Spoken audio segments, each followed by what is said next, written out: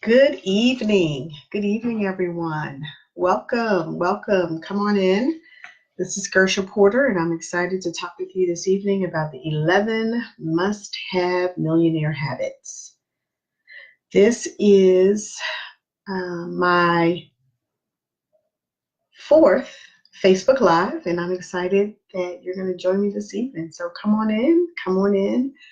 This is Gersha Porter. It is 8 o'clock.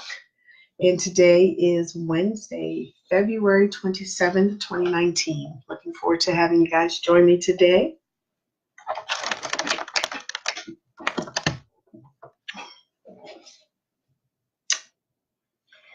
Welcome, welcome. Come on in to our Facebook Live. We're going to be talking about the 11 must-have millionaire habits tonight.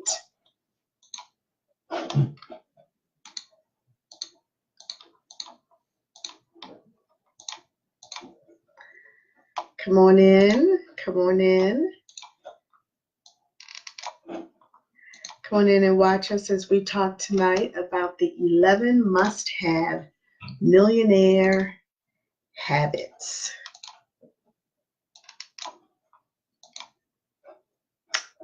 Welcome, welcome. Thanks for joining us, Dawn. Look forward to sharing some of our nuggets this evening. We're going to talk about the 11 must-have millionaire habits. Once again, my name is Gersha Porter. I'm a certified Tim and Julie Harris real estate coach. The information that I share on these Facebook Lives are general for business owners, entrepreneurs, folks that are in the corporate world, and realtors. So look forward to being able to talk with you this evening and share with you the 11 must-have millionaire habits. Come on in, come on in.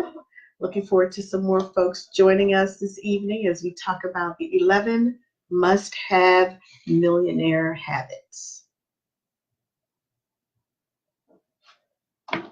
Gonna figure out how to wave back. Hey, Kaylin, thank you so much for joining us this evening as we talk about the 11 must-have millionaire habits. All right, come on in, come on in. Try to figure out, this is my first time realizing I can actually invite folks. So thank you guys for joining. Once again, my name is Gersha Porter. I am a certified coach with Tim and Julie Harris. My coaching is around business owners, entrepreneurs, and realtors. And I'm an active realtor in the Baltimore metropolitan area for a little over 15 years. My background is in human resources and business. And I hope that some of what I'm going to be able to share with you guys this evening will impact you in your business as well as the community as a leader. So we're going to go ahead and jump right in. I look forward to sharing 11 must-have millionaire habits this evening if we're able to get through those. And if not, I'll come back again. So one of the first things we all want to do is assess our strengths, our abilities, and our background. I just mentioned to you I had a different background before I got into real estate. So if you are working in a different industry than I started when you may have come out of school or one of your first business ventures, tell us a little bit about it. Write it in the comment, because one of the things we usually like to do is just kind of approach the such strategy of determining what are my strengths, what are my abilities, what is my background. If I've worked in another industry, what is the education that I've had? What are the talents that I have? And being able to assess what you bring to the table is one of the critical habits that millionaires absolutely are enabled to do. And what you can do is you can tailor that background, your experiences to your individual needs, whether it's with some clients that you might have, projects that you work on, or the business that you choose to venture into. The second habit, must-have millionaire habit, is to accept that the work that you may have done in the past may not work in today's market. So depending on the type of business that you have, you want to pay attention to the market, some of the changes in the market. This is the beginning of 2019, which is the beginning of some of our business cycles. So thanks for joining, Regina.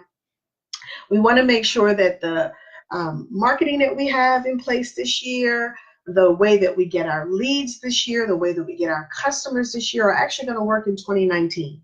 So you want to accept that maybe some of the things you've done in the past, some of the items that you might have invested in to market yourself, to take your business forward, may not work in the market that you have right now. So we always want to evolve, and we want to assess that.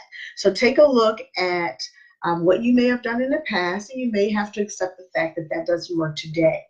Is anybody working on some different things in 2019 that you did not do in the last few years because it actually didn't work for you? You were able to say, yeah, you know what? I'm going to have to leave that in the past and try some new things. Social media is one of them. I've never done a Facebook Live in 2018, and that is something new that I've tried this year. So let us know what you may have tried new or left in the past with respect to your business. You want to consider what's working in this current market. Hey, Ryan, thanks for joining. Think about what's working in your current market and what you might have left behind. And if you'd like to share some of that, we really appreciate it. But one of the new things, as I've said, is this particular Facebook Live is a piece of my business that I've implemented this year, and hoping it will make an impact not only in my business, but an impact in the other business folks that are looking and listening and gathering some information. All righty. Habit number 3 is to brag discreetly. So bragging is one of the things that, as you know, most folks don't like to hear you constantly talk about your success. So be very careful about how you brag. And this is one of the things that millionaires are very, very conscious of. When you're talking to someone else, pay attention to how often you may use the words I or me.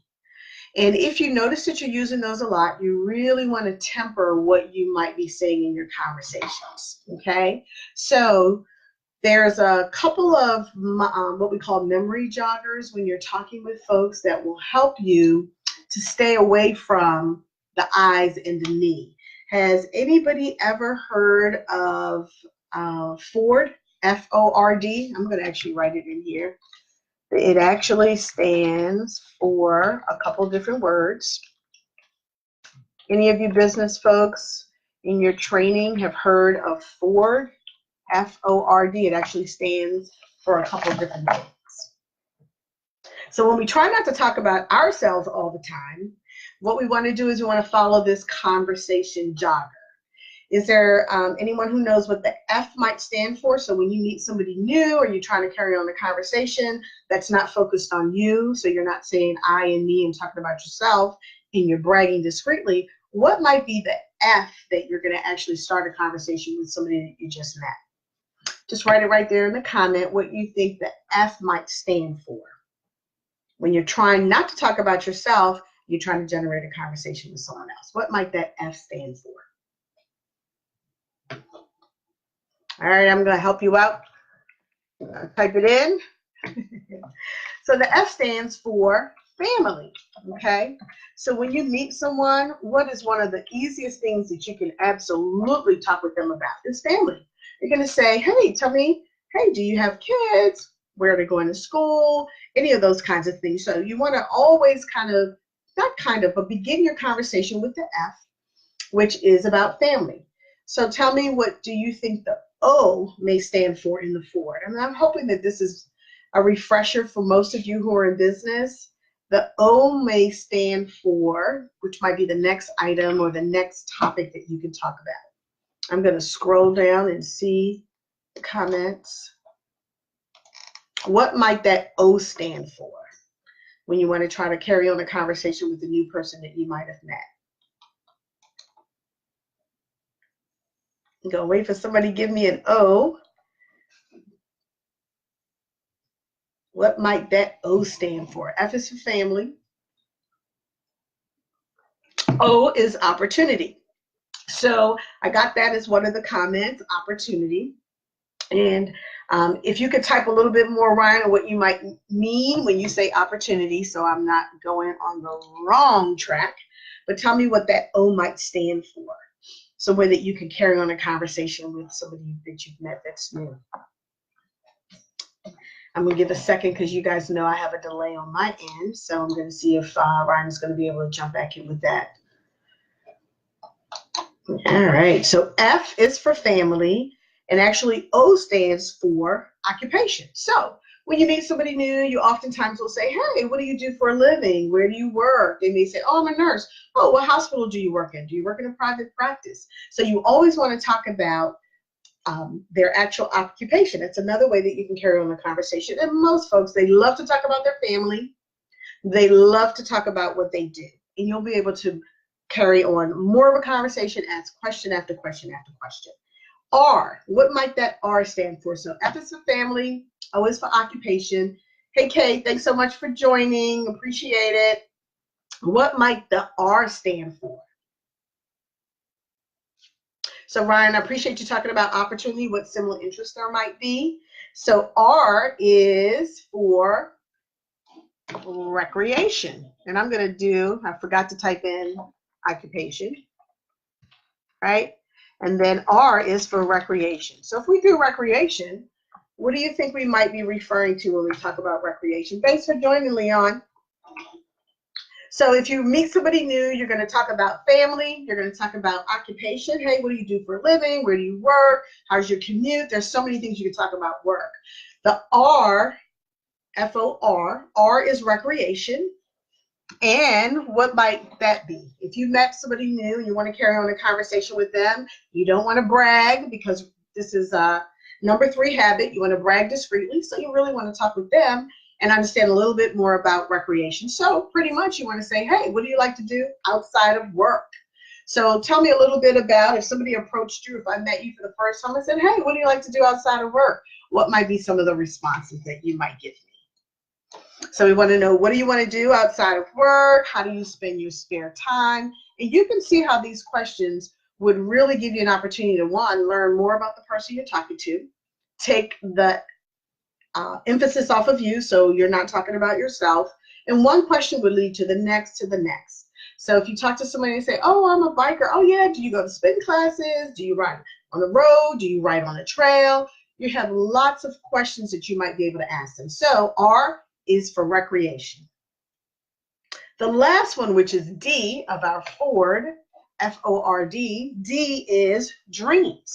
So oftentimes you're going to be able to say, hey, tell me a little bit about what do you have planned for this year? Tell me a little bit about what you plan to do in the next 3 to 5 years. And when you have that conversation with folks, they may talk about work, they may talk about their family, they may talk about a hobby that they've just started and they have some plans for. So if I was to ask one of you guys, hey, tell me a little bit about your dreams, what might that be? So if you can write that in the comment there. And we just met recently at the store and I'm chatting with you because it's the first time, and I'll say, hey, tell me a little bit about what things you have planned that you haven't been able to do before. That's all around this whole dream. So that's the D, and you'll be able to get lots of information, carry on more of a conversation. So if you could type a little bit about what might be in a dream that you would talk with them about. So when folks are talking to you, don't just nod your head. You want to lean in. You want to see that you're interested. You want to use this memory jogger to ask them some questions. And so write these down, F-O-R-D, family, opportunity. That was you, Ryan. I'm sorry. Family, occupation, recreation, and dream. Those are the things that will help remind you, yeah, I can ask some questions, take the spotlight off of you, put it on the person that you're talking to, lean in. You're going to be able to take the few bits of information they share with you and be able to give them another question. Your conversation continues to move on and on. So just be sure, choose your words wisely, talk a little bit about what they may be interested in, and you'll realize you'll learn a lot about folks and stop talking actually about yourself. So if this information is helpful, I'd like to see some likes. If you can click on your mouse and let me know that maybe this might be your first time hearing about that memory jogger Ford, and it might be beneficial as you move forward to carry on conversations with folks that you meet, and you will be in a position like a millionaire to brag cautiously, talk more and more about them. So if you're interested in learning more about our real estate coaching program, send me a message on Facebook Messenger, or you can give me a call. My phone number is in my profile. Number 4 of our 11 must-have millionaire habits is to familiarize yourself with the finer things in life. So what might that mean? Well, thanks for joining, Kevin. What that might mean as you think about the finer things in life. So as a business person, you want to continue to grow your customer base. You want to be able to move within a lot of different circles. So if you want to familiarize yourself with the finer things of life as we continue to move into millionaire status, some of the things you want to do to be able to work with some higher end clients is you want to actually think about where they may go and the types of things that they may do. So some of us love to go to the museum. Some of us may not. So some of the types of things you want to do in terms of familiarizing yourself with the finer things of life. And here in Baltimore, we actually have museums that are free. So you want to visit a museum. So museums are some of the things that you might want to do to familiarize yourself with the finer things in life. Is there something else that you would think about that's considered the finer things in life? That will help you put yourself in some positions where you're with people who may buy more of your product, help you sell in a higher price range or a higher price bracket. So we talked about a museum is one of them. What might be some other ways to network and socialize with individuals that might be in a different purchasing bracket than you might be used to servicing, or expose you to some customers that you may not normally be exposed to. So museums are one of them. Anybody's ever gone to, let's just say, a wine tasting or an event that allows you to get to understand and learn more about wine. So wine might be another one. Can I get another? Hey, Cynthia, thanks so much for joining. International travel. So yeah, has anybody that's on our live right now had an opportunity to do some international travel? What does international travel allow you to do? So LaFawn, you make that comment. And we're talking about right now familiarizing yourself with the finer things in life. So international travel is one of those that can allow you to actually familiarize yourself with the finer things in life. Stephanie, you mentioned frequent places with high-end clients. So we talked about museums. We talked about places that may involve buying wine, tasting wine, vineyards. International travel, absolutely, when you're going, whether you're at the airport, whether you're actually flying, and when you get to that destination, it's going to expose you to some things that you may not have been exposed to before. So you want to socialize and network so that you can get some new clientele. And as I mentioned earlier, there are some opportunities to socialize and network for free. And take a look in the town that you may live in or the city that you may live in. A lot of them give you an opportunity to visit museums, some discounted wine things. Golf courses. Funny you would say that, and I continue to share a little bit about my life. I've played golf a little bit, but the more you play it, the better you become. So if any golfers are on here, you can probably tell us a little bit or make a comment or two about how golf is one of those activities that you could get involved with that'll expose you to some folks who may also have some of the finer things in life as a part of their normal everyday. So when you play golf, you have an opportunity to meet some folks who you normally may not meet, and they can expose you to some business that will help you to move to the next level. So absolutely, number 4 is to familiarize yourself with the finer things in life. Show that you can have a conversation about golf. You can have a conversation about international travel. You can have a conversation about museum or art. So put yourself in those situations so that you too can be able to just be able to familiarize yourself, take your clientele to the next level, take your business to the next level. So that is number 4. Number 5 is something that I think is pretty basic, but it's amazing how often we need to talk about this. One of the must-have millionaire habits, number 5, is to use good manners. And it is amazing in business and in life how many people forget to say please and thank you. So using good manners is definitely one of the habits that we want to make sure that we emulate from millionaires. So as you walk through life, you open the door for folks. Some of us are around young people and we're constantly coaching them around opening doors for your seniors, opening doors for ladies, saying thank you, saying please. So just basic good manners. And we call them good social graces is really what they are. And for some folks, it's a little bit of a lost art, but manners absolutely matter, Stephanie. Thank you so much for that. Manners matter.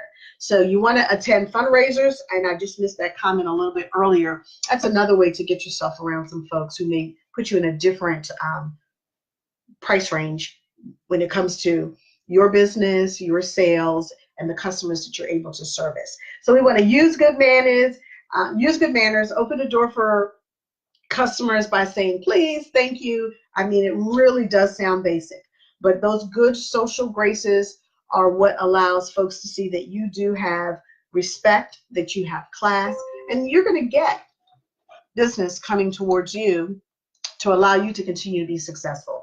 So habit number 5 is to use good manners. Thanks, Ms. Hewlin, for joining us. If you like what you're hearing today on this particular Facebook Live, which is 11 Must-Have Millionaire Habits, let me see some likes, let me see some hearts. If you're able to, please do also share this on your Facebook page so that we can continue to make an impact with your friends and your family members. Number 6, which is something that most of us work on and some of us fear, it's becoming comfortable with public speaking. So Facebook Live is definitely one of the ways that you can have an opportunity to use your skills to public speak. Now, thanks, Jason, for joining us as well. If you have the opportunity to speak in front of a group, how many of you would actually raise your hand and say, sure, I'd love to speak in front of a group? Let me see those of you who've had that opportunity and welcome the opportunity. So if you haven't had that opportunity, you're a little nervous. Most of you have heard of Toastmasters. We have a number of those chapters here in the Baltimore area. You can Google them depending on where you live and find a Toastmasters group. They actually train you to be very, very comfortable getting in front of groups and being able to talk about a variety of topics. So millionaires are very, very comfortable with public speaking. And there are a lot of ways to get more comfortable by joining some groups, volunteering in the groups that you may be a part of right now so that you can continue to extend your public speaking. One of the other ways that a lot of really good public speakers do well is they actually tell stories. And so if you're a storyteller, if you've been good at storytelling or folks told you, you do a really good job of weaving a really good story, that is one of the tenets of being a really good public speaker. So if you've been told that you do a really good job of telling stories, that sounds like you may want to move forward if you haven't and take advantage of an opportunity to speak in public. So everyone remembers a great story, and if you can tie that story to a reason that they may need to take action, a reason that you might want them to work with you, you want to work on your public speaking, and try a Facebook Live, because this absolutely gives you an opportunity to get more comfortable with public speaking.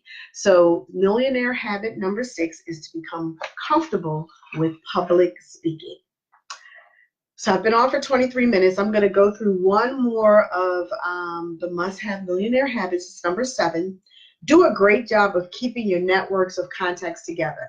So a couple weeks ago, we talked about, as a salesperson, following up with leads and keeping your contacts in a certain place. But right now, as you continue to move towards broadening your scope of business clients, broadening your scope of friends, just widening your circle of friends, business associates, and colleagues, you want to make sure that the more people you know, the more opportunities will present themselves. So I think a little bit earlier, Stephanie, you made a comment about attending fundraisers. That's absolutely a way to meet individuals who you may not normally meet, because at fundraisers, folks are usually doing what? They're bidding on auction items, they're spending money. So if you have an opportunity and somebody invites you to one of those, absolutely, please do attend. So you want to attend any kind of major fundraising events. You want to attend any social networking events where you feel that there might be some individuals who are maybe a level or two above you socioeconomically, so that you can continue to expand your grasp in your network of folks that you can come into contact with. So number 7, you want to do a great job of keeping your networks of contacts together. So you want to get out there, meet some folks who will be able to help you take your business to the next level, and keep that information, follow up with them. If you had an opportunity to get their business card, their phone number. Thanks so much for joining, Sylvia. You want to make sure that you're doing a good job of keeping all of those contacts together. One of my friends, I just saw her hop on. I know she's working on getting her business together. And as we get our business together, we want to make sure that we keep all those contacts that we have in one place, whatever method you choose. We all have these smartphones, and there are so many ways to keep those together. So habit number 7 is to do a great job of keeping your network of contacts together. So what I'm going to do as I wrap up is just quickly go over the 7 habits, 7 must-have millionaire habits that we talked about tonight, and I'll continue with the remainder next week. So number 1, assess your strengths, abilities, and your background. Accept that you've worked a certain way in the past, and you may have to leave some of those things in the past and use some of the new methods for marketing, for gaining clients, for getting out there. You want to make sure that you use those. Number 3, you want to brag discreetly. And if you brag discreetly, you're probably going to be using this memory jogger so that you can carry on conversations with other folks, which is 4, family. You want to talk about their family, ask them about their occupation, talk about what they do for recreation, and the last one is dreams. Ask them about what they have planned. So you want to brag discreetly by using 4 to carry on conversations with the people that you meet. Number 4, familiarize yourself with the finer things in life.